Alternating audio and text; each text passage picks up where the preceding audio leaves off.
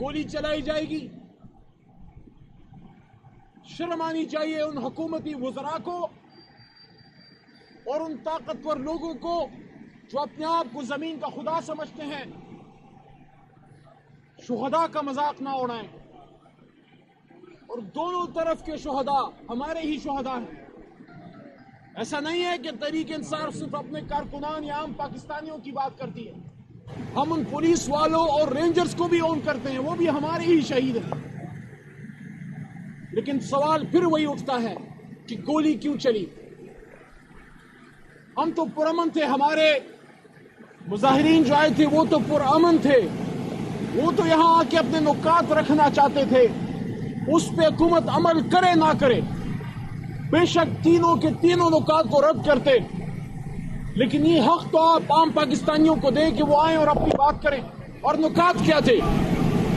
نکات یہ تھے کہ ہمارے لیڈر عمران خان صاحب کو رہا کیجئے, جو ہمارا صرف نہیں پوری قوم کا اور امت کا ایک بڑا لیڈر ہے. ان کو رہا کیا جائے, اسیران کو رہا کیا جائے. کیا یہ کوئی غیر قانونی مطالبہ ہے؟ دوسرا مطالبہ یہ تھا کہ آئین و قانون کی حکمرانی ہو. کیا پاکستان میں اب آئین و قانون کی حکمرانی کی استدعا کرنا, مطالبہ کرنا کیا جرم بن گیا؟ جو آئین و قانون پہ عمل کرنے کی بات کرے گا کیا اس کو خاموش کر دیا جائے گا؟ اور تیسرا مطالبہ تھا کہ ہمیں ہمارا مینڈیٹ واپس کیا جائے. کیا یہ پاکستانی عوام کا حق نہیں ہے کہ 8 فروری کو جو جوک در جوک نکلے اور انہوں نے ووٹ ڈالا اسیر اڈیالہ قیدی نمبر 804 کے نام پہ پاکستان کی خاطر, وہ عوام آج اپنے ووٹ کی طرفدار ہے کہ ہمارا ووٹ کدھر گیا, ہمیں ہمارا مینڈیٹ واپس کرو. تو یہ 3 مطالبات تھے اور ان 3 مطالبات کا جواب لاشوں کی صورت میں تحریک انصاف کو دیا گیا. ہم مطالبہ کرتے ہیں سپریم کورٹ جہاں موجود ہے وہاں ان گولیوں کی تڑتڑاہٹ سنی گئی ہوگی, وہاں بھی وہ چیخ و پکار پہنچی ہوگی جو زخمی بدنوں نے آسمان کی طرف دیکھ کر وہ صدا لگائی تھی. کبھی تاریخ میں ہم نے نہیں دیکھا کہ ایک شخص جام شہادت نوش کرتے ہوئے اپنے لیڈر کا نام خون سے قیدی نمبر 804 لکھ رہا ہے. کوئی آپ کو احساس ہے آپ کیا کر رہے ہیں؟ کوئی آپ کو احساس ہے کہ قوم کس طرف کھڑی ہو گئی ہے؟ قوم حق کے ساتھ کھڑی ہے, انصاف کے ساتھ کھڑی ہے. اور کوئی ہمیں یہ باتیں نہ بتائے, یہ ہماری جماعت کی اپنی انٹرنل ڈیبیٹ ہے. ٹی چوک تھا, سنجانی تھا, وہ ہمارا اندر کا معاملہ ہے.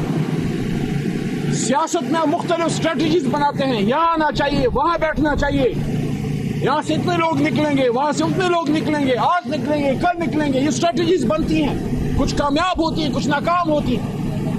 ہمارا تو سوال ہی صرف ایک ہے کہ گولی کیوں چلائی؟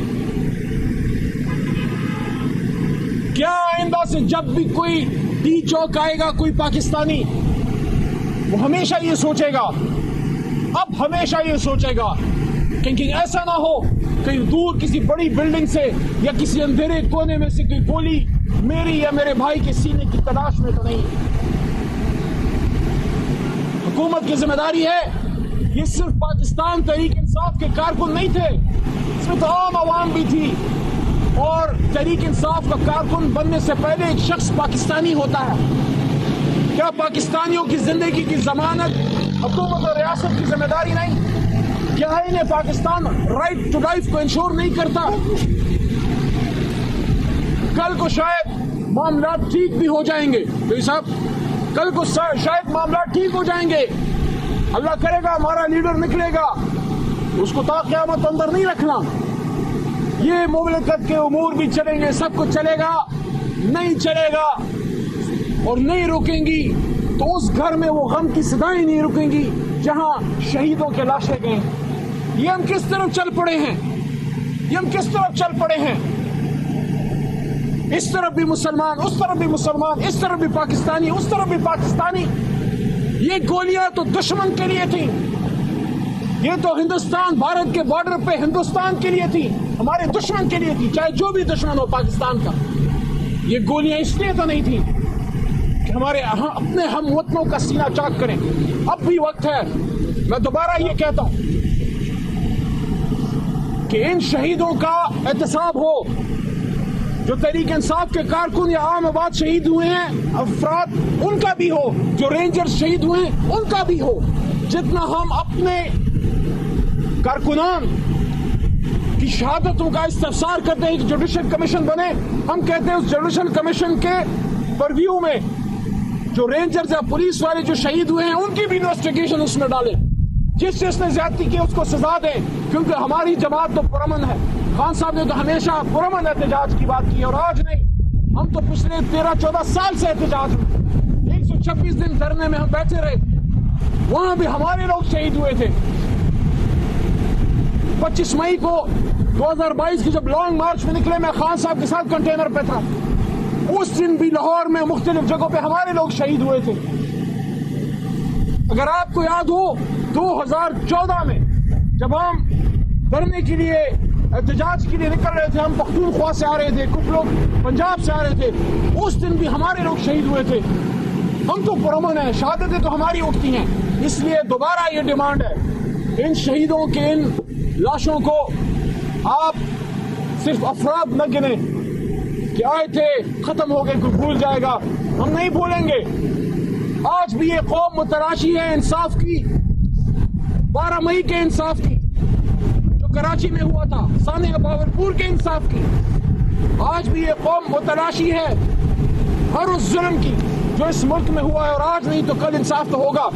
عمران خان صاحب کی رہائی اس وقت اس تمام معاملے کے حل کے لیے جادو کی چابی کی کنجی ہے۔ عمران خان صاحب کی جب تک رہائی نہیں ہوتی، یہ مسائل حل ہو ہی نہیں سکتے۔ عمران خان صاحب کے پیچھے پوری قوم کھڑی ہے، اور خان صاحب نے بارہا یہ بات کی ہے کہ وہ باہر نکل کے انتقام تو نہیں لیں گے، وہ انتقام لینے تو نہیں آ رہے۔ ہاں یہ بات کرتے تھے کہ جس نے زیادتی کی ہے وہ عدالت میں اپنا جواب دے گا، ہم آج بھی یہ کہتے ہیں جس نے ظلم کیا ہے وہ عدالت میں اپنا جواب دے گا۔ ہم سیاسی انتقام نہیں لیں گے، لیکن جن لوگوں کی شہادتیں ہوئی ہیں ان کے لواحقین تو انصاف چاہتے ہیں نا۔